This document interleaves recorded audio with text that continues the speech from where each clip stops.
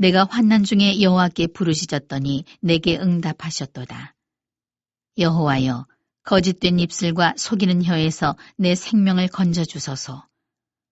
너 속이는 혀여 무엇을 내게 주며 무엇을 내게 더할꼬. 장사의 날카로운 화살과 로뎀나무 숯불이로다. 매색에 머물며 계달의 장막 중에 머무는 것이 내게 화로다. 내가 화평을 미워하는 자들과 함께 오래 거주하였도다. 나는 화평을 원할지라도 내가 말할 때에 그들은 싸우려 하는도다. 안녕하세요. 오늘 여러분과 함께 허남진 목사님의 글 거짓과 기만으로부터의 구원, 발췌문을 좀 깊이 살펴보려고 합니다. 네, 반갑습니다. 이게 시편 120편을 중심으로 해서 거짓말이나 속임수가 주는 고통이 있잖아요. 네, 있죠. 그런 것들에 대한 신앙적인 해석, 또 어떻게 대응해야 하는지 이런 걸 다루고 있는데요. 오늘 저의 목표는 이 글에서 제시하는 통찰, 특히 악의적인 말 때문에 힘든 상황에서 우리가 얻을 수 있는 지혜, 이걸 좀 찾아보는 겁니다. 네, 고대의 지혜가 오늘날 우리 문제에 어떻게 답을 줄 수 있을지 기대되네요. 자, 그럼 바로 본문으로 들어가 볼까요? 글 시작부터 좀 강렬해요. 시편 120편 저자가 거짓된 입술과 속이는 혀 때문에 거의 생명의 위협까지 느낄 만큼 엄청난 고통을 겪고 있다 이렇게 나오거든요. 네, 맞아요. 칼빈 같은 신학자는 이걸 다윈 이야기랑 연결시키기도 하죠. 도액이라는 사람이 사울 왕에게 다윗 행방을 고자질해서 다윗이 위기에 빠졌던 그 상황이요. 아, 그렇군요. 그만큼 말이 사람을 절망시킬 수 있다는 건데 여러분도 혹시 주변 사람들 말 때문에 마음이 막 깊이 상하고 괴로웠던 경험 있으신가요? 본문에서는 구체적으로 어떤 종류의 말이 이렇게 파괴적이라고 이야기하나요? 네, 그 부분을 본문이 좀 명확하게 짚어줘요. 거짓된 입술, 이걸 원어에 가깝게 보면 사악한 입술이라고 할 수 있는데 사악한 입술이요? 네, 이게 단순히 그냥 사실이 아닌 말 그것만 뜻하는 게 아니에요.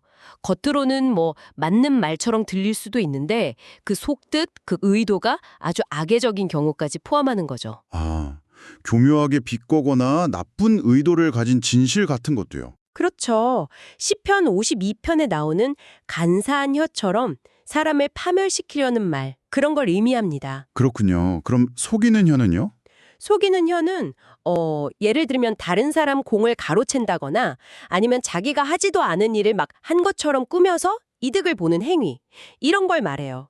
본문은 이런 말들이 왜 우리한테 그토록 깊은 분노나 억울함 같은 걸 느끼게 하는지 그 파괴적인 본질을 강조하고 있습니다. 정말 공감이 많이 되네요. 그런데 이렇게 억울하고 고통스러울 때 본문이 제시하는 조언이 참 흥미롭더라고요. 네, 그렇죠. 분노하지 말고 평안을 유지해라.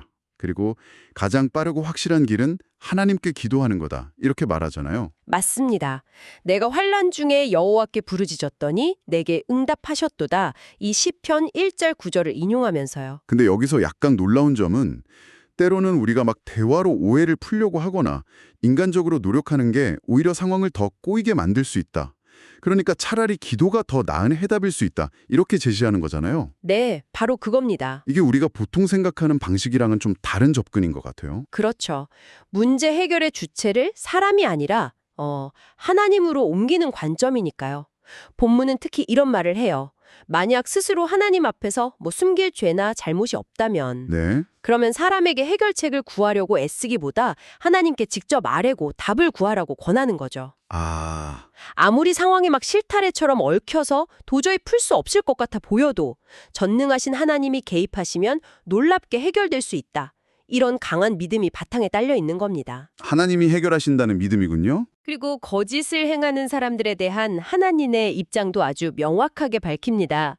하나님은 거짓말을 가장 싫어하신다. 성경에서는 마귀를 거짓의 아비라고까지 하니까요. 네. 그래서 의로운 사람들을 괴롭히는 이런 거짓말쟁이들을 하나님이 그냥 두지 않으신다. 이렇게 단언합니다. 그렇다면 하나님께서 구체적으로 어떻게 개입하신다는 걸까요? 본문에 나오는 비유들이 좀 인상적이던데요. 네, 맞아요. 시편 120편 3절 4절을 인용하면서 예언적인 심판을 묘사하는데요. 장사의 날카로운 화살이라는 표현이 나오죠. 네, 화살이요. 이건 아주 빠르고 정확하게 임하는 어떻게 보면 물리적인 보응을 상징한다고 볼 수 있고요. 그리고 로뎀나무 숯불이라는 표현도 나와요. 로뎀나무 숯불, 그건 어떤 의미가 더 있을까요? 이게 아주 뜨겁고 잘 꺼지지 않는 불인데 하나님의 그 뜨거운 심판을 상징한다고 해석합니다. 네, 이 숯불 심판이 그냥 벌 주고 끝나는 그런 단순한 의미는 아니고요. 아, 그래요? 네, 본문에서는 이걸 로마서 12장 20절 말씀하고 비교해서 설명하는데요. 로마서에서는 내 원수가 굶주리거든 먹이고 그렇게 하는 것은 뜨거운 숯을 그 머리에 쌓는 것과 같다. 이렇게 말하잖아요. 네, 그렇죠. 선행으로 부끄럽게 만들라는 뜻으로. 맞아요.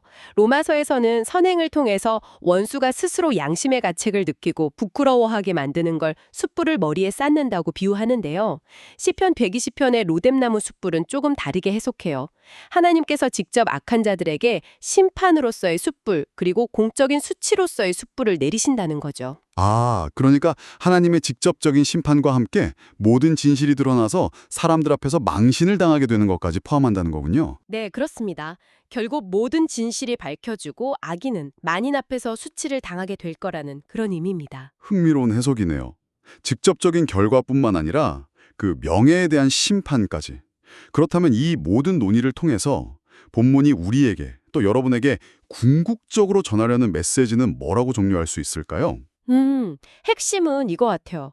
억울한 일을 당했을 때 너무 좌절하거나 혹은 내가 직접 복수하려고 하지 말고 최종적인 정의는 하나님께 맡기라는 거죠. 네, 하나님께 맡겨라. 네, 수망을 하나님께 두고 우리는 각자에게 주어진 삶의 자리에서 해야 할 일, 그 사명을 묵묵히 감당하며 살아가라.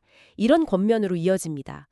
하나님께서 모든 상황과 우리의 기도를 다 알고 계신다는 믿음이 중요하겠죠. 네, 오늘 살펴본 내용은 정말 거짓과 속임수에 대한 강력한 경고이면서도 동시에 그 고통 속에서 신앙적인 해법을 찾을 수 있다는 희망을 주는 것 같습니다. 맞습니다.